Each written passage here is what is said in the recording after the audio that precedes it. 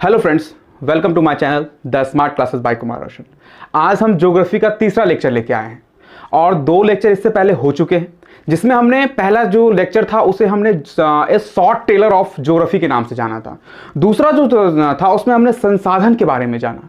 संसाधन के कंसेप्ट को खत्म करने के बाद हम अब आगे की ओर बढ़ रहे हैं और आज हम बात कर रहे हैं जो प्राकृतिक संसाधन हैं। उन संसाधनों में कई प्रकार के संसाधन होते हैं। वैसे पिछले क्लास में मैंने आपको बता दिया था, जैसे कि कहने का मतलब है जल संसाधन, खनिज संसाधन, वन संसाधन, अनेक प्रकार के संसाधन हैं। उन संसाधनों में आज हम जो पहला क्लास लेने वाले हैं वो जल संसाधन का लेने वाले हैं। और सभी संसाधन यानी सभी प्राकृतिक संसाधनों में सबसे इंपॉर्टेंट संसाधन जो होता है वो जल संसाधन होता है और इसको समझना आज बहुत जरूरी है। अगर आप 12th के बच्चे हैं और आप 10th के बच्चे हैं या फिर आप 11th के बच्चे हैं, किसी भी क्लास के बच्चे हैं, अगर संसाधन के बारे में आपको नॉलेज लेनी है, यानी आपको जल संसाधन के बारे में या इनसे मतलब मिलते जुलते जो भी प्राकृतिक संसाधन है, अगर उनके बारे में आपको ज्ञान प्राप्त करना है तो ये वीडियो आपके लिए मस्ट है। और मैं बता दूं आपको कि ये जो कंसेप्ट मैंने बगल में लिख रखे हैं ना, ये आपके बुक के लिए रेलिवेंट्स हैं, आपके एग्जाम के लिए रेलिवेंट्स है। लेकिन जो मैं आज आपको बताने वाला हूं इस वीडियो के माध्यम से, उसमें कई ऐसे बातें मैं बताऊंगा जो शायद आपके बुक में ना हो। यानी कहने का मतलब है कि मैं ये नहीं समझूंगा कि मैं 10th के बच्चों को पढ़ा रहा हूं, मैं ये नहीं समझूंगा कि मैं 12th के बच्चों को पढ़ा रहा हूं। बस मैं ये समझूंगा कि जो भी कंसेप्ट जल संसाधन से बनते हैं, जो भी समझाना चाहिए बच्चों को, सारी बातें खोल के आपको समझा दूं ताकि आपको सारी बातें समझ में आई। तो आज बेसिकली मेन पॉइंट हम इन्हीं को बनाएंगे। इनके इर्द गिर्द जो पॉइंट, जो कंसेप्ट घूम रहे हैं, उन पॉइंट, उन कंसेप्टों को हम आपके सामने रखेंगे। जैसे कुछ पॉइंट्स मैंने यहां पे रखे हुए हैं। जैसे मैं आज हम जानेंगे पहले क्लास में भूपृष्ठीय जल क्या होता है, भूमिगत जल क्या होता है, बहुउद्देशीय परियोजनाएं क्या है, नर्मदा बचाओ आंदोलन क्या है, अंतर्राज्यीय जल विवाद क्या है, जल संकट क्या है और जल संरक्षण एवं प्रबंधन क्या है। ये तो आपके बुक के लिए रेलिवेंट्स है, लेकिन इसके अलावा मैं आपको बहुत कुछ बताऊंगा। तो ज्यादा समय बर्बाद ना करते हुए, वीडियो ज्यादा लंबी ना हो, हम चलते हैं अपने कंसेप्ट की ओर और जानने की कोशिश करते हैं कि जल संसाधन में कौन से कंसेप्ट है। देखिए, मैंने आपको पहले ही बता दिया था संसाधन के बारे में। अगर आपने वो वीडियो नहीं देखा है तो आप डिस्क्रिप्शन में संसाधन के वीडियोस और ज्योग्राफी के जो भी वीडियोस मैंने बनाए हैं उनका लिंक मैंने डिस्क्रिप्शन में दे दिया है। आप वहां जाके पहले उन वीडियो को देख लें, तब जाकर आपको ये बात समझ में आएगी। कल हमने संसाधन के बारे में पढ़ा था और जाना था कि संसाधन वे सभी होते हैं जो आपकी आवश्यकताओं को पूरी करते हैं। आपकी आवश्यकता जिससे पूरी होती है वो संसाधन कहलाते हैं। दुनिया की कोई भी चीजें अगर वो आपकी आवश्यकता को पूरी नहीं कर रही, किसी की आवश्यकता को पूरी नहीं कर रही, तो भले वो वस्तु है लेकिन वो संसाधन नहीं कहलाएगी। ठीक है, यानी वैसी वस्तु, वैसी चीजें, कोई भी चीज जो आपकी आवश्यकता को पूरा कर सकती है, आपकी आवश्यकता उससे पूरी हो सकती है, वही संसाधन की श्रेणी में आएगी। ये बात आप जानते हैं और जान लीजिए। ये बात लास्ट क्लास में भी आपने जानी थी। तो आज हम चलते हैं जल संसाधन की ओर और प्राकृतिक संसाधन में सबसे इंपॉर्टेंट होता है जल संसाधन।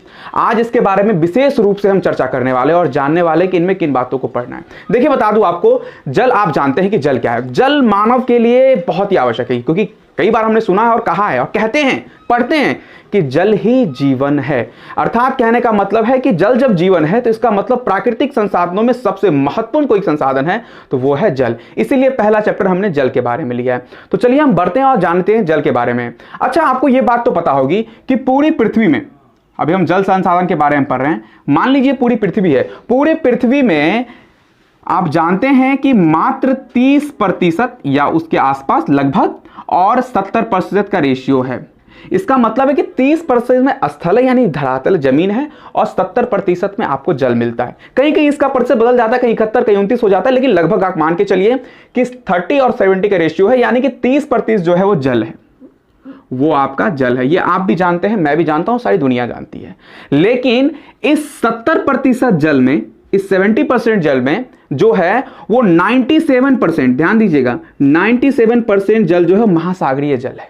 महासागरीय जल मतलब कि ये महासागर में मिला हुआ है, महासागर में पाया जाता है। और आपको पता है कि महासागर की जो जल होते हैं वो उपयुक्त नहीं होते, खारे होते हैं, अम्लीय होते हैं, वो जल पीने के लायक नहीं होते हैं। तो 97% जो जल होते हैं, यानी 70% जो टोटल जल है पूरे पृथ्वी पर, उसमें 97% जो जल है वो पीने योग्य नहीं है, क्योंकि ये महासागरीय जल है। और अब बच गए 3%, ये जो जल है ये पीने योग्य जल है, इसे उपयोग में लाया जाता है और यह जाता है। अब बता दें आपको, इस 3% में भी कई कैटेगरी बांटे गए हैं। इस 3% का 70 कुछ % जो है वो धरातीय जल है, ये अलग बात है। लेकिन मैं इतना जानता हूं, चाहे वो धरातीय जल हो यानी कि धरती के नीचे का जल हो, कहीं आप उपयोग तो करते हैं, तो इसका मतलब समझ लीजिए उपयोग के लिए आपके पास मात्र 3% जल है। किसका? इस 70% का। तो ये 70% का 97% जल आप पीने योग्य नहीं है, और इस 3% जो जल बचा हुआ है ये आपके लिए उपयोगी है। इसमें भी कई कैटेगरीज है, कई जो जल है वो बर्फ के रूप में बने हुए हैं, लेकिन उससे हमको बहस नहीं है। हम ये कोशिश कर रहे हैं कि 3% जल आखिर हमारे उपयोग के लायक तो है, जिससे हम उपयोग कर सकते हैं, पी सकते हैं, उसका उपयोग हम कर सकते हैं। तो आई होप आपको ये परसेंटेज समझ में आ गया होगा। अब बताइए, इतनी बड़ी जनसंख्या और 3% मात्र जल आपके पास पीने के लिए है। ध्यान समझिएगा, हम जल संसाधन को पढ़ने की कोशिश कर रहे हैं। बताइए, तो इन दिन पर दिन आपकी जनसंख्या बढ़ते जा रही है, जनसंख्या तेजी से आगे की ओर बढ़ रही है, तेजी से आगे की ओर बढ़ रही है, और तेजी से आगे की ओर बढ़ रही है, और तेजी से आगे बढ़ने के बाद हमारे पास मात्र 3% जल है। तो क्या बताइए, क्या इसके लिए प्लानिंग करना जरूरी नहीं है? इसके लिए पढ़ना जरूरी नहीं है? क्या ऐसा ना हो कि आपको पीने के लिए जल ही ना मिले, और जल मिले भी तो ऐसा जल मिले जो दूषित हो, तो उसे पी के क्या फायदा? मान लीजिए कि मेरे पास 2 गिलास हैं, एक इस हाथ में और एक इस हाथ में, 2 गिलास हैं। एक गिलास में पानी नहीं है और एक गिलास में पानी भरा हुआ, लेकिन मैंने उसमें जहर घोल दिया, और आपको प्यास लगी हुई है। मैंने कहा कि कोई एक पानी आप पी सकते हो, यानी एक कोई गिलास चूज कर सकते हो। अगर इस हाथ के गिलास को आप चूज करोगे जिसमें पानी है ही नहीं, वैसे ही मर जाओगे आप। इस गिलास के हाथ में जो गिलास है उसको अगर चूज करोगे आप, तब भी आप मरोगे, क्योंकि पानी तो है लेकिन जहरीला है। यानी कहने का मतलब ये 3% जो पानी है, इनको बचाने के बारे में हमें सोचना है। कहीं ऐसा ना हो कि हम इस आधुनिक दुनिया में जो तेजी से बढ़ रहे हैं, ऐसा ना हो कि पानी बहुत जल्दी खत्म हो जाए या पानी बहुत जल्दी गंदा हो जाए। मतलब जैसे पानी में गंदा होने का मतलब पानी में जहर मिल जाना। आप अगर उस चीज को पिएंगे तो शायद आप के लिए वो उतना उपयोगी नहीं होगा, या फिर आप में अनेक प्रकार की बीमारियां आएंगी, या वो पीने योग्य नहीं होगा। अगर जल खराब हो गया तो पीने योग्य तो हुआ नहीं। तो इसका मतलब यह है कि 3% जल हमारे पास मात्र है जिसे हम उपयोग कर सकते हैं, और जनसंख्या तेजी से आगे की ओर बढ़ रही है। अब जनसंख्या तेजी से आगे बढ़ रही है और जल सीमित है। जल एक सीमित संसाधन है, बात याद रखिएगा, जल एक सीमित संसाधन है। अगर इसको आपने कंट्रोल करके नहीं रखा, जनसंख्या तेजी से बढ़ रही है, लोग अब सिंचाई कर रहे हैं, लोग की जनसंख्या पर वो अपने घरेलू उपयोग में लाएंगे, पीने के उपयोग में लाएंगे, कल कारखानों में मशीन को ठंडा करने के लिए अनेक प्रकार जल का उपयोग है दैनिक जीवन में।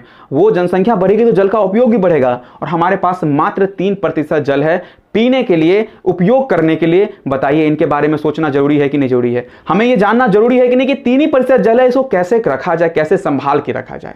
क्योंकि हम जो वर्षा का जल जो हमारे पास आता है, पृथ्वी पर मात्र एक ही ऐसा साधन स्रोत है जिसके कारण पृथ्वी पर जल आता है। बस अनेक स्रोत होंगे, मुझे नहीं पता, मैं एक ही स्रोत मानता हूं, वर्षा।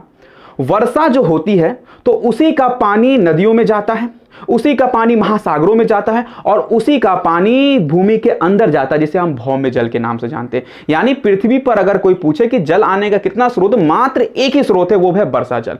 लेकिन हम क्या करते हैं, वर्षा जल को संचित नहीं करते हैं। वर्षा जल क्या होता है, नदी और नहरों के माध्यम से वो महासागरों में जाके मिल जाता है, और फिर वो खारा हो जाता है, फिर वो पीने योग्य नहीं होता। लेकिन अगर हम वर्षा जल को घर पर ही नियंत्रित करके रख लें, घर पर ही उसको संभाल के रख लें, तो शायद वो जल हमारे पीने के योग्य हो जाए, तो शायद इस प्रतिशत में इजाफा हो। लेकिन हम ऐसा करते नहीं है। तो हमें तो पूरा इस चैप्टर में यही पढ़ना है कि जल के बिना जीवन नहीं है, और जल मात्र 3% है। तो इसको कैसे हम बचा के रखें, इनको कैसे हम संभाल के रखें। चलिए, ये बातें तो आपके एग्जाम की है, लेकिन अभी कुछ बातें और आपको समझनी है। मैं आपको आज समझाने वाला हूं 3R का कंसेप्ट। ये 3R क्या होता है? किसी भी प्राकृतिक संसाधन को बचाने के लिए 3R का इस्तेमाल होना बहुत जरूरी है।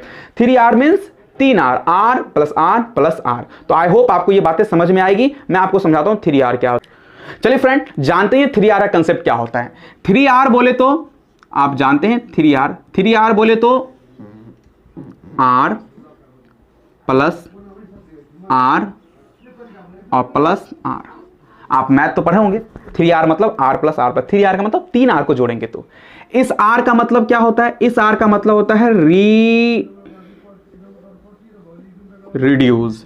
इस R से क्या होता है? रीयूज। और इस R का मतलब होता है रिसाइकल। ये 3R से बने हुए हैं सब। 3 को ध्यान समझना। पूरा ज्योग्राफी का जो भी संसाधन के चैप्टर्स आएंगे वो सारे आपको क्लियरली समझ में आएंगे। बात समझ आएगी? अब ये रिड्यूस, रीयूज और रिसाइकल का मतलब क्या होता है? बात क्लियर हम समझिएगा। रिड्यूस, रीयूज और रिसाइकल का मतलब क्या होता है? सिंपल सी बात है। रिड्यूस का मतलब क्या है? रिड्यूस का मतलब होता है, हिंदी से होता है कम उपयोग। रिड्यूस, कम। रीयूज दोबारा उपयोग, और रिसाइकल मतलब बार बार उपयोग, किसी चीज का बार बार उपयोग करना।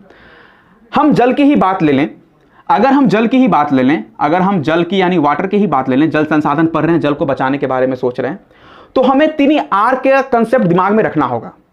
3 आर मतलब रिड्यूस मतलब कम प्रयोग, रीयूज मतलब दोबारा प्रयोग, और रिसाइकल मतलब बार बार प्रयोग। अगर आप किसी चीज का कम प्रयोग करते हैं या उसी चीज का दोबारा प्रयोग करते हैं या उसी चीज का बार बार प्रयोग करते हैं, तो ऐसा होने से क्या होता है, एक ही चीज बार बार प्रयोग होने से, कम प्रयोग होने से या दोबारा प्रयोग होने से वो खपत कम होती है, और खपत कम होने के कारण हम इसका मतलब उसको बचाने के बारे में सोच रहे हैं। जैसे मान लीजिए फॉर एग्जांपल रिड्यूस, अगर हम जल की बात करें, जल को आप जितना हो सके कम से कम प्रयोग करें। देखिए जल संरक्षण के बारे में पढ़ रहे हैं, 3% आपके पास जल है, मात्र 3% जल है आपके पास। अब बताइए कि उन जल को बचाना है, क्योंकि जनसंख्या तेजी से बढ़ रही है और जल ही जीवन है, हम जल का संरक्षण कर नहीं रहे हैं, तो सारी बातें पढ़ेंगे। अब इसका मतलब यह है कि आपको ये 3 आर की विचारधारा को अपनाना होगा। रिड्यूस मतलब क्या होता है कि आप कोशिश करें कि जितना ही जल आपको चाहिए उतने ही जल का आप इस्तेमाल करें, नाम होगा रिड्यूस। उसके बाद है रीयूज। अगर आपको लगता है कि आपने जल का एक बार प्रयोग कर लिया और वो जल किसी दूसरे चीज में प्रयोग हो सकता है, तो उसको रीयूज कर लीजिए। फॉर एग्जांपल मान लीजिए आपने नहाया और नहाने के बाद आपके नल के बगल में एक टंकी लगी हुई है, उस टंकी का पानी आप सिंचाई के लिए या किसी और अन्य माध्यम के लिए आप प्रयोग कर सकते हैं। तो क्या हुआ, एक जल का 2 बार यूज हो गया। अगर ऐसा आप ना करते तो नहाने के लिए अलग पानी का इस्तेमाल करते और फिर सिंचाई के लिए अलग पानी का इस्तेमाल करते और 2 गुना पानी खर्च होता। तो आपने रीयूज कर लिया, पानी को बचा लिया, यानी आपने जल को बचाने की कोशिश करी। और रिसाइकल का मतलब होता है बार बार प्रयोग करना। अब रिसाइकल की एक विचारधारा मैं आपको समझाता हूं। मान लीजिए आप छत पे हैं, ये जयनगर राजस्थान में ऐसा होता है, आपके पास एक घर है मान लीजिएगा, और घर में जो वर्षा पानी हुआ, घर में जो पानी हुआ, ठीक है, घर में जो पानी हुआ, इनको आप एक टंकी के माध्यम से एक जगह आप जमा कर लीजिए। आपने जमा किया, बोले सर हाँ ठीक है मैंने जमा कर लिया। अब क्या कीजिए, इन पानी को आप खर्च कीजिए, और खर्च करने के बाद ध्यान दीजिएगा, पानी को खर्च कीजिए, और खर्च करने के बाद ये पानी नालों के माध्यम से पानी बहेगा और जाके ये कहीं एक जगह स्टोर हो जाएगा। ये आपके ही नहीं, अगल बगल के जितने भी आपके मोहल्ले के पानी होंगे वो जाके नाले के माध्यम से एक जगह जाके स्टोर हो जाते हैं। अब जल विभाग क्या करता है, वो जो स्टोर पानी होता है उनको फिर रिफाइन करता है। रिफाइन मतलब क्या, उसको साफ करता है, और साफ करके पुनः उसको नथी के क्या बोलते हैं, पाइप के माध्यम से आपके घर तक पहुंचा देता है। फिर क्या करते हैं, वो पानी आपके घर तक आता है, फिर क्या करते हैं, उस पानी को आप दोबारा फिर प्रयोग करते हैं, अपने प्रयोग में लाते हैं, वो पानी आपके टंकी में जाती है, टंकी से नालों के माध्यम से बह के फिर वो जल विभाग के पास चली जाती है, और जल विभाग उसे फिर साफ करके फिर आपको पाइप के माध्यम से आता है। देखिए एक ही पानी का बार बार प्रयोग हो रहा है, इससे क्या हो रहा है, पानी बच रहा है, यानी संसाधन इससे बच रहा है। तो आपको आई होप 3 आर समझ में आ गया होगा, मतलब रिड्यूस, रीयूज और रिसाइकल। अगर हो सकता है तो पानी को आप कम प्रयोग करें, हो सकता है पानी को आप दोबारा प्रयोग करें, या अगर हो सकता है तो पानी को आप बार बार प्रयोग करें। ऐसा होने से 3% जो जल है हमारे पास शायद वो बचा रहेगा, या फिर आने वाली पीढ़ियों के लिए बचा रहेगा, हम उसे संरक्षित करने की कोशिश करें। यह था 3 आर का कंसेप्ट। आई होप आपको 3 आर कंसेप्ट समझ में आ गया होगा। ये मूल बातें मुझे इसलिए बतानी जरूरी थी क्योंकि आपके पास चैप्टर में जो बातें हैं ये आपको तभी समझ में आएंगी जब आपको मूल बातें समझ में आ गई। तो आप, आई होप, मैं ये विश्वास करता हूं कि आपको ये जो कंसेप्ट ने समझाया है संसाधन का, जल संसाधन क्यों बचाना जरूरी है, क्यों इनके लिए मेहनत करना जरूरी है, क्यों इनके लिए दिमाग लगाना जरूरी है, और ये 3 आर का कंसेप्ट लगाना क्यों जरूरी है, क्योंकि अगर जल को बचाना है तो इन 3 आर में से कोई एक आर तो आप इस्तेमाल कीजिए, कम प्रयोग, दोबारा प्रयोग या बार बार प्रयोग करने की आप कोशिश कीजिए, आपका संसाधन बचा रहेगा। पृथ्वी में जितने भी इंसान हैं अगर वो इस बात को ध्यान रखें, इस बात पे अमल करें, तो शायद ये बचा रहेगा। कुछ किताबी तथ्य हैं, जो कुछ किताबी कंसेप्ट है उनको हम डिस्कस करने वाले हैं और समझने वाले हैं। तो चलते हैं हम इस कंसेप्ट के परे अपने किताब के कंसेप्ट की ओर जाने की कोशिश करते हैं, क्या आपके बुक में टॉपिक्स हैं और उनको कैसे बारीकी से अच्छे से समझा जाए। चलिए फ्रेंड, अपने नेक्स्ट कंसेप्ट को समझने की कोशिश करते हैं। यानी कहने का मतलब है कि जो बुक के पॉइंट्स हैं 1 2 3 4 5 6 7, इन 7 पॉइंट को बारीकी से समझने की कोशिश करते हैं। थोड़ा टाइम लगेगा लेकिन खुल के बता देता हूं मैं, इस चैप्टर को पढ़ने के बाद, मुझसे पढ़ने के बाद, ये थ्योरी आपको कभी ऐसा लगेगा ही नहीं कि आप किसी भी चीज से वंचित हैं। यानी वाटर रिसोर्सेज से, जल संसाधन से जो भी टॉपिक्स बनते हैं वो आपको इजीली समझ में आएंगे, कोई उसमें प्रॉब्लम नहीं होगी, ये मैं आपको विश्वास देता हूं। बस आप बैठे रहें, समझने की कोशिश करें, एक भी पॉइंट में नहीं छोड़ने वाला। जो एक्स्ट्रा है वो भी बता रहा हूं ताकि आपको कभी बोर ना लगे, आपको क्लास कभी ऐसा ना लगे कि क्लास मुझे हैवी हो रहा है। ठीक है, तो आइए समझने की कोशिश करते हैं। पहला है भूपृष्ठीय जल, ये क्या होता है, और भूमिगत जल ये क्या होता है। देखिए, इस पृथ्वी पर जल के कई स्रोत हैं, वायुमंडलीय स्रोत, वर्षा स्रोत, वर्षा जल, भूमि जल, पृष्ठीय जल।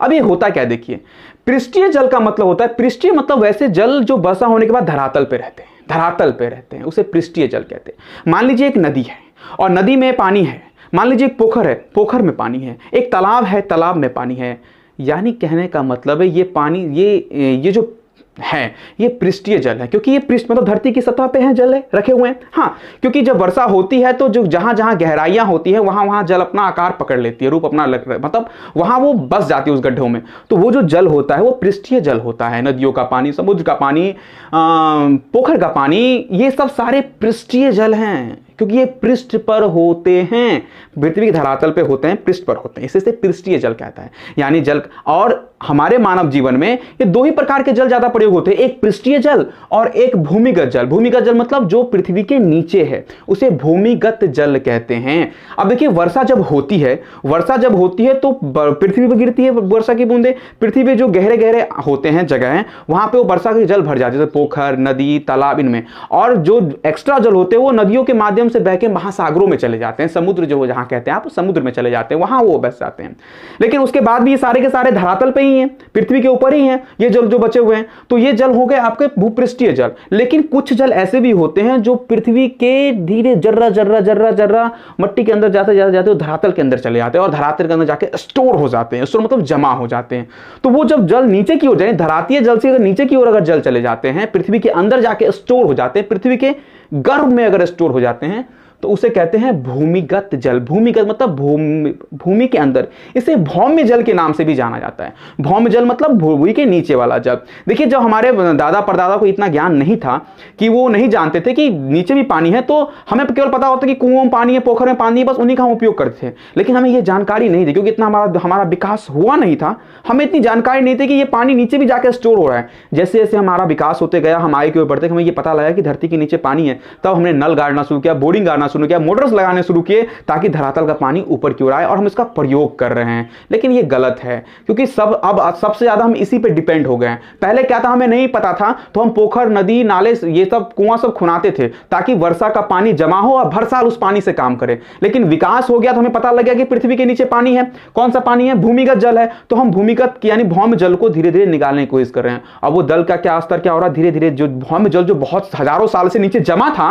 अब इंसानों को पता लग गया, वो क्या कर रहा है, उसको खोद के यानी नल के माध्यम से बाहर निकालने लगा है। अब धीरे धीरे उसका लेवल घट रहा है, नीचे की ओर जा रहा है। एक दिन ऐसा होगा कि भूमिगत जल समाप्त हो जाएगा और पीने के लिए पानी हमें फिर वर्षा पे आश्रित होना पड़ेगा, वर्षा जल को फिर संचित करना होगा।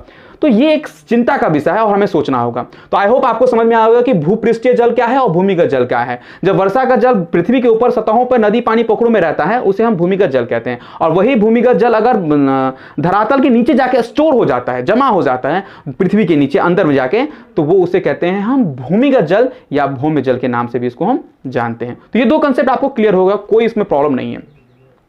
जो सबसे इंपॉर्टेंट प्रॉब्लम है, मतलब इंपॉर्टेंट बात है, वो है बहुउद्देशीय परियोजनाएं। ये बहुउद्देशीय परियोजना क्या होता है? देखिए बहुउद्देशीय परियोजना बहुत आसानी समझिए क्या होता है। बहुउद्देशीय परियोजना को हम नदी घाटी परियोजनाओं के नाम से भी जानते हैं, क्योंकि ये जो परियोजना होती है नदियों पर विशेष रूप से की जाती हैं। नदी मतलब जो भी नदियां बहती हैं, क्योंकि होता क्या है, वर्षा का पानी जब आता है तो वर्षा का पानी क्या होता है, नदियों के माध्यम से जाके समुद्र में मिल जाता है। और जब समुद्रों में पानी जाके मिल गया, जब समुद्रों में पानी जाके मिल जाता है तो वो उपयोग के लायक नहीं रहता। सिंपल सी बात, उपयोग के लायक नहीं रहता। तो सरकार सोचती है कि क्यों नहीं नदी घाटी परियोजना यानी ऐसी योजना लगाई जाए ताकि इस बहते हुए पानी को, ये जो पानी बह रहा है, उस पानी को किसी न किसी उपयोग में लाया जाए। और ऐसा करना ही वो नदी घाटी परियोजना या बहुउद्देशीय परियोजना कहलाता है। अब देखिए बहुउद्देशीय इसको क्यों कहा जाता है? बहुउद्देश्य, बहु मतलब एक से अधिक, बहु मतलब एक से अधिक, उद्देश्य मतलब जिसका एक से अधिक उद्देश्य हो। देखो होता है क्या, मैं समझाता हूं बहुउद्देशीय परियोजना क्या होती है। मान लीजिए कोई नदी बह रही है, आपके बगल बगल में कोई नदी बह रही है। अब क्या होती है, नदियों का पानी जाके समुद्रों में मिल जाता, कोई फायदा नहीं होता वर्षा के पानी का। हम सिंचाई भी करते हैं तो नीचे वाला पानी निकालते हैं, भूमिगत जल निकालते हैं, पीना हो तो वही, मतलब कोई भी काम करना हो तो हम उसी पानी का इस्तेमाल करते हैं। और अभी पता है आपको, वर्तमान में सिंचाई में सबसे अधिक भूमिगत जल का उपयोग हो रहा है। इसके कारण धीरे धीरे स्तर पानी का बहुत घटते जा रहा है, नीचे वाले जल का। अगर सिंचाई में ही सारा जल हम लगा देंगे तो फिर हम पानी पीने के लिए अपने पास क्या रखेंगे? तो इसीलिए बहुउद्देशीय परियोजनाओं का लाया गया, यानी इस परियोजना को लाया गया, नदी घाटी परियोजना को लाया गया। क्या है, जैसे मान लीजिए कि नदी बह रही है, अब क्या करते हैं, इन नदियों पे एक बांध बना देते हैं। मान लीजिए बांध बना दिया, अब क्या होगा, नदी बह रही थी, ये पानी रुक गया, ध्यान दीजिएगा, नदी बह रही थी, ये पानी रुक गया, अब पानी क्या होगा, अगल बगल के इलाकों में फैलेगा, यहां इधर फैलेगा, इधर फैलेगा, फैलेगा कि नहीं फैलेगा, सिंपल सी बात है, फैलेगा कि नहीं फैलेगा, फैलेगा। अब फैलेगा तो अब देखिए इससे कितने फायदे होंगे, इसलिए इसको बहुउद्देशीय परियोजना कहा था। कितने फायदे, एक बांध बनाने से और बांध का पानी रोकने से कितना फायदा हो गया, देखिए तो एक बात, पहली बात तो सिंचाई हुई, आप बोलोगे हाँ सर सिंचाई हो गई, हाँ अब सिंचाई हुई, एक बात सिंचाई हो जाएगी आपकी, क्योंकि अगल बगल के इलाकों में आपको इसी पानी सिंचाई होगी, पानी आपको निकालने की जरूरत नहीं है, हाँ एक उद्देश्य आपका पूरा हुआ। दूसरा उद्देश्य क्या है, मान लीजिए अगल बगल में आपको मछली, क्योंकि आप जैसे उसमें पानी बांधो पानी अगल बगल में फैल जाएगा, पानी जमा हो जाएगा, उसमें आप मछली का पालन भी कर सकते हैं अगर आपको करना है तो। आपने एक व्यवसाय भी खोल दिया, यानी मछली का पालन भी हो गया। आप बोलोगे सर हाँ वो भी हो गया। तब जब बांध जो बनाया है तो अब ये बांध का पानी क्या होगा, फोर्स, अब इसको खोला जाएगा। मान लीजिए कभी जब पानी इधर पूरा जमा हो गया, भर गया पानी पूरा, तो क्या किया जाएगा, इसको खोला जाएगा। खोलने के बाद ये पानी नीचे गिरेगा, नीचे गिरने से घर्षण उत्पन्न होगा, घर्षण उत्पन्न से बिजलियां, जल विद्युत जिसे कहते हैं आप, उसका निर्माण होता है। तो बांध बनाने से क्या हो गया, एक विद्युत का भी निर्माण हो गया, यानी सिंचाई भी हो गई, आपने व्यापार के लिए कुछ सोच भी लिया और साथ ही साथ इसमें जल विद्युत का निर्माण भी कर लिया। और अगर जरूरत पड़ी तो नदी को जैसे बांधा है तो इसका मतलब हो सकता है इस पे आप बांध भी बना लें, इस पे आप इस पार से उस पार चल भी जाएं। तो यानी कहने का मतलब है यानी जब नदियां बहती रहती हैं तो उन नदियों को बांध बना के, उन नदियों पर बांध बना के उस बहते हुए पानी को कई प्रयोगों में लाया जाता है, जैसे मछली पालन के लिए, सिंचाई के लिए, बिजली बनाने के लिए, अनेक प्रकार के लिए उस पानी को लाया जाता है। तो ऐसे उद्देश्य, आप देखिए उद्देश्य केवल एक आपने काम किया, केवल बांधा कि हमको इस पानी का उपयोग करना, उससे कई सारे उद्देश्य आपके पूरे हो गए। तो इसीलिए इसे कहते हैं बहुउद्देशीय परियोजना। तो ठीक है, अगर आप लिखना चाहते हैं लिख लीजिए। बहुउद्देशीय परियोजना वैसी परियोजना होती हैं जिनका उद्देश्य एक से अधिक के लिए होता है। जैसे मान लीजिए कि किसी नदियों पे अगर हम बांध बना देते हैं, किसी नदी पर अगर बांध बना दें और वो बांध बनाने से नदियों का पानी जो होता है वो कई कार्यों में आ जाता है, सिंचाई करने के कार्य में, व्यापार करने के कार्य में, उसके बाद जल विद्युत बनाने के कार्य में, ऐसे कई काम एक साथ पूरे हो जाते हैं। इसीलिए ऐसी परियोजनाओं को बहुउद्देशीय परियोजना के नाम से जाना जाता है। तो आई होप आपको ये बात समझ में आ गई होगी। अब बात करते हैं नर्मदा बचाओ आंदोलन। देखिए बहुउद्देशीय परियोजना के कारण ही नर्मदा बचाओ आंदोलन की शुरुआत हुई। नर्मदा एक नदी का नाम था। अब क्या होता है, देखिए बात समझिए क्या होता है। अगर मान लीजिए बहुउद्देशीय परियोजना मान लीजिए है, आपने यहाँ पे बांध बनाया, आपने बांध बनाने के बाद क्या होता है, अगल बगल के जो इलाके होते हैं इनमें पानी भर जाता है और इनको अपना स्थान छोड़ना होता है। सरकार क्या कहती है, इनको घर यहां से हटा के कहीं और दे देती है। अब ये वहां से क्या होता है, कहीं और चले जाते हैं, या उनकी जो जमीन उपजाऊ जमीन है वो खत्म हो जाए, दिन रात पानी लगा रहेगा तो खत्म होगा ही होगा। तो यानी बहुउद्देशीय परियोजना से लाभ है तो कहीं ना कहीं नुकसान भी है। तो एक बार क्या किया, नर्मदा जो नदी, उस पर भी ये सिस्टम किया है कि नर्मदा नदी को बांधा जाए। तो वहां के अगल बगल के लोग थे, उन्होंने सोचा कि अगर नर्मदा नदी पे बांध पड़ जाएगा तो हमारे अगल बगल के जो गांव होंगे, इतने सारे गांव हैं, उनको तो यहां से भागना पड़ेगा, क्योंकि इसके तरफ जो गांव होंगे अगल बगल में, ये सब जो गांव होंगे इनको तो भागना पड़ेगा। और भागना पड़ेगा तो इन्होंने क्या किया, एक आंदोलन शुरू कर दिया कि नर्मदा पे हम बांध नहीं होने देंगे। अगर नर्मदा पे बांध होगा तो हमें यहां से जाना पड़ेगा, हमारी भूमि चली जाएगी, भूमि की शक्ति चली जाएगी, सब चीज चला जाएगी, क्योंकि पानी हमेशा यहाँ पे लगा रहेगा और सरकार उतना मुआवजा देती भी नहीं जितना उनका होना चाहिए। तो उनको बहुत कष्ट, उन्होंने इसलिए एक आंदोलन छेड़ दिया। वहां के जो गांव वाले थे उन्होंने एक आंदोलन छेड़ दिया कि हमें ये नर्मदा पे बांध नहीं बनाना। यानी ये जो बहुउद्देशीय परियोजना के लिए जो बांध बनाया गया था जाता वहां पे नर्मदा में, उन अगल बगल के इलाकों के लोगों ने कहा कि ये बांध नहीं बनाना, इससे में बहुत नुकसान होगा। तो इसे कहा गया नर्मदा बचाओ आंदोलन। तो नर्मदा नदी को बचाने के लिए आंदोलन किया गया था। ठीक है, तो इसका मतलब आप ये समझ लीजिए कि कभी कभी बहुउद्देशीय परियोजना केवल लाभ ही नहीं देती बल्कि नुकसान भी करवाती है लोगों का, अगल बगल के लोगों का नुकसान भी होता है। इससे अमीर तबके के लोगों को कोई नुकसान नहीं होता है तो गरीब तबके के लोगों को नुकसान। तो इसीलिए यह आंदोलन नर्मदा बचाओ आंदोलन, ऐसे कई आंदोलन हुए। क्यों? क्योंकि बहुउद्देशीय परियोजना को तैयार करते समय शायद अगल बगल के गांवों को बहुत दिक्कत थी, क्योंकि उनका पानी, जब ऐसे पानी घेरोगे तो पानी गांव में भर जाएगा, वहां के लोगों को वहां से हटना पड़ेगा, जाना पड़ेगा। तो इसी परियोजना के तहत तहत इन लोगों को लगा कि शायद हमारा विनाश हो सकता है, हमारे गांव का विनाश हो सकता है। तो कई गांवों ने मिलकर यह आंदोलन किया कि हमें नर्मदा को बचाना है, नदी को बचाना है, इस पर बांध नहीं होने देना है। ठीक है, तो ये से कहा गया नर्मदा बचाओ आंदोलन। अब तीनों आपको ये बातें समझ में आ गई होगी, बहुउद्देशीय परियोजना, नर्मदा बचाओ आंदोलन, ये दोनों का लिंक एक ही से है। नर्मदा बचाओ आंदोलन जो है वो इसी बहुउद्देशीय परियोजना से नुकसान होने लगा, तो ये आंदोलन एक बार हो गया कि नहीं भाई नर्मदा पे, नदी पे बांध मत बनाइए, नहीं तो नुकसान होने लगेगा। ठीक है, तो आई होप ये बात आपको मैं उम्मीद करता हूं कि आपको ये बात समझ में आ गई होगी। अब बात करते हैं अंतर्राज्यीय जल विवाद, ये क्या है? सिंपल सी इसी कंसेप्ट से आया है। मान लीजिए कि एक नदी का पानी बह रहा है, और आप जानते हैं कि जो नदियां होती हैं, जो बड़ी बड़ी नदियां होती हैं, एक से अधिक राज्यों से होकर गुजरती हैं। तो जब कोई नदियां एक से अधिक राज्यों से होकर गुजरती हैं, तो आप देखिए यही पानी मान लीजिए ये राज्य है, यहाँ पे ध्यान दीजिएगा, ये राज्य है, एक राज्य यहाँ पे है, ये बिहार है मान लीजिए, और एक यूपी है, ये यूपी है, और ये नदी बिहार और यूपी से होकर गुजर रही है मान लीजिए। तो अब मान लीजिए होकर गुजर रही है, तो इसका मतलब है कि बिहार, अगर मान लीजिए बिहार में बांध बना दिया गया, तो यूपी में तो पानी गया नहीं। अब क्या करेंगे, इन पानियों का प्रयोग बिहार वाले पहले करेंगे सिंचाई के लिए, मछली पालन के लिए, या विद्युत बनाने के लिए, जो भी करने के लिए इनका लाभ वो उठाएंगे, इन नदी का लाभ वो उठा लेंगे। अब यूपी बोलेगा भाई साहब ये नदी तो हमारे होके भी गुजर रही है, आपने पानी का जल, आपने बांध लिया, हमें कोई लाभ मिल नहीं रहा इससे, आपने पानी बांध लिया, बांध बना के आपने पानी बांध लिया वहां पे, और हमें तो अब लाभ मिल नहीं रहा। अब क्या होगा, इस यूपी और बिहार में जो दो राज्य है, इनमें क्या होगा, विवाद हो जाएगा इस नदी को लेकर। तो इसको कहते हैं अंतर। जब अपने ही देश के अंदर दो राज्यों के बीच में या दो से अधिक राज्यों के बीच में एक ही नदी के कारण विवाद हो जाता है, क्यों कि ये देश, राज्य भी चाहता है कि इस नदी का लाभ हम लें, ये राज्य भी चाहता है कि इस नदी का लाभ हम लें, इसके कारण दोनों में क्या होता है, विवाद हो जाता है। जिसका राज्य पहले पड़ेगा वो क्या करेगा, उसको बांधेगा भाई, क्योंकि बहुउद्देशीय परियोजना आपने पढ़ी है, बांध बना के आप बहुत सारे लाभ उठा सकते हैं इससे, तो बांधेगा, लाभ उठाने के लिए यूपी को इससे दिक्कत होगी, यूपी के आगे और कोई राज्य होगा उसको भी दिक्कत होगी। अब क्या करेगा, ये छोड़ेगा तो यूपी बांध लेगा, यूपी के बाद फिर जो और राज्य होगा उसको दिक्कत होगी। तो यानी कहने का मतलब है कि जब एक नदी एक से अधिक राज्यों से होकर गुजरती है, तो उस नदी के पानी का लाभ लेने के लिए और सभी राज्यों के बीच में एक मतलब कहने का मतलब है कि एक विवाद होते रहता है, हमेशा एक मतलब जद्दोजहद होते रहती है कि हम इस पानी का लाभ उठाएंगे, तो हम इस पानी का लाभ उठाएंगे, तो हम, इसे कहा जाता है अंतर्राज्यीय जल विवाद। अंतर्राज्यीय जल विवाद जो होता है वो नदियों के पानी के लिए होता है। ये तब होता है कि जब एक नदियां एक से अधिक राज्यों से गुजरे। सिंपल सी बात है, जब कोई नदी एक ही राज्य से गुजरेगी तो फिर विवाद तो होगा नहीं, क्योंकि उस राज्य का पानी तो वही लोग प्रयोग करेंगे, नदी का पानी तो वही राज्य के लोग प्रयोग करेंगे। लेकिन वो नदी अगर एक से अधिक राज्यों से होकर गुजरेगी तो वहां जाके दिक्कत हो जाती है, एक राज्य को दूसरे राज्य से विवाद करना पड़ता है, मतलब वहां पे घमासान करना होता है, क्योंकि उसको भी उस पानी का लाभ उठाना होता है। और क्या करते हैं, बांध के दूसरा राज्य उसको लाभ, नदी के पानी को बांध के दूसरा राज्य उसको लाभ उठाने की कोशिश करता है, वो राज्य लाभ उठाने की कोशिश करता है, तो दूसरे राज्य को उसका लाभ नहीं मिलता है, तो इसके लिए दोनों राज्य आपस में लड़ते रहते हैं। तो इसे कहा जाता है अंतर्राज्यीय जल विवाद। अब बात करते हैं जल संकट की ओर। सिंपल सी बात है, जल संकट, देखिए मैंने पहले बता दिया आपको, ये जो जल संकट है वो भूमिगत जल से डिपेंड है।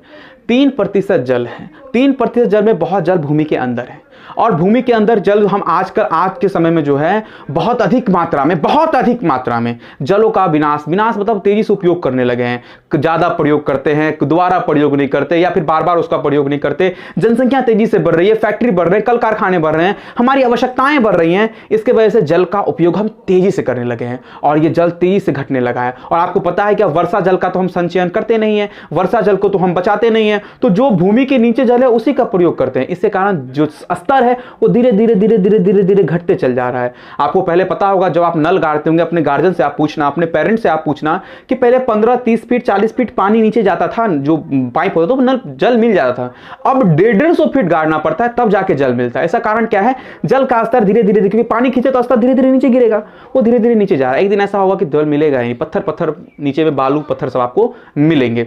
तो इसे कहते हैं जल संकट, यानी जलों का जो तेजी से उपयोग होने लगा है, चाहे सिंचाई में, चाहे घरेलू उपयोग में, कहीं भी, फैक्ट्री में, कल कारखाने में, इन सभीयों में भूमिगत जल यानी भौम जल, धरती की जो नीचे जल है उनका उपयोग होता है। इसके कारण जल का स्तर धीरे धीरे घटते चल जा रहा है, उसे कहते हैं जल संकट। ये जल एक संकट बनते हुए जा रहा है। अब स्तर गिर रहा है तो भाई संकट तो बन रहा है, एक दिन ऐसा हो सकता है कि आपको जल ही ना मिले। अब बात करते हैं जल संरक्षण और प्रबंधन की। देखिए, अगर इतनी बातें आपको समझ में आ गई हैं, इतनी बातें आपने जान ली है, तो आप बताइए, इतनी बातों को समझने के बाद क्या जल का संरक्षण और उनका प्रबंधन करना जरूरी नहीं है? सिंपल सी बात है, अभी समझाने की उतनी है। अब आपको दिल पे ये बात लगी होगी कि 3% जल है, इतना बेकार मतलब माहौल है, जैसे अगर जल ना हो तो ये समस्या हो सकती है। इतना आपने पढ़ा, तो बताइए, आप बताइए, आपके दिल से मैं पूछता हूं, क्या जल को बचाना जरूरी है कि नहीं है? संरक्षण का मतलब बचाना, क्या बचाना जरूरी है कि नहीं? आप बोलोगे हाँ। प्रबंधन करना, मैनेजमेंट करना उसका जरूरी है कि नहीं है, कि कितना आप खर्चा करें, कैसे जल को बचाया जाए, कैसे वर्षा जल को बचाया जाए ताकि भूमिगत जल बचा रहे, ये तो एक प्रबंधन है। तो आप बोलोगे हाँ सर होना चाहिए। तो बिल्कुल वही बात है कि घटती आज के वर्तमान युग में जनसंख्या तेजी से बढ़ रही है और हमारे पास पानी जो है मात्र सीमित साधनों में है, सीमित साधनों में है। पानी की संख्या मात्र 3% हमारे पास है पीने के योग्य। तो इस 3% को बढ़ाने के लिए या फिर संरक्षित रखने के लिए हमें जल संरक्षण और प्रबंधन करना आवश्यक है। संरक्षण का मतलब क्या होता है? आपने कम प्रयोग किया तब भी आपने संरक्षण किया, आपने जल का दोबारा प्रयोग कर लिया, इसका मतलब तब भी आपने जल को बचाया। बचाना मतलब संरक्षण करना, और आपने जल का बार बार प्रयोग किया तब भी आपने संरक्षण किया। कई प्रकार से आप जल का संरक्षण कर सकते हैं। वर्षा के जल को बचा के आप रख सकते हैं। राजस्थान में क्या होता है कि जो छतें होती हैं, छत के नीचे एक टैंक लगा होता है, छत पे जो पानी गिरता है वो टैंक में आके जमा हो जाता है और टैंक का पानी फिर अन्य कार्यों में उपयोग किया जाता है। ऐसे इससे क्या होता है कि भूमिगत जल जो संकट है वो धीरे धीरे समाप्त होता है और वर्षा के जल को महासागरों में जाने से रोकते हैं और उस जल का प्रयोग हम अपने ऊपर कर लेते हैं।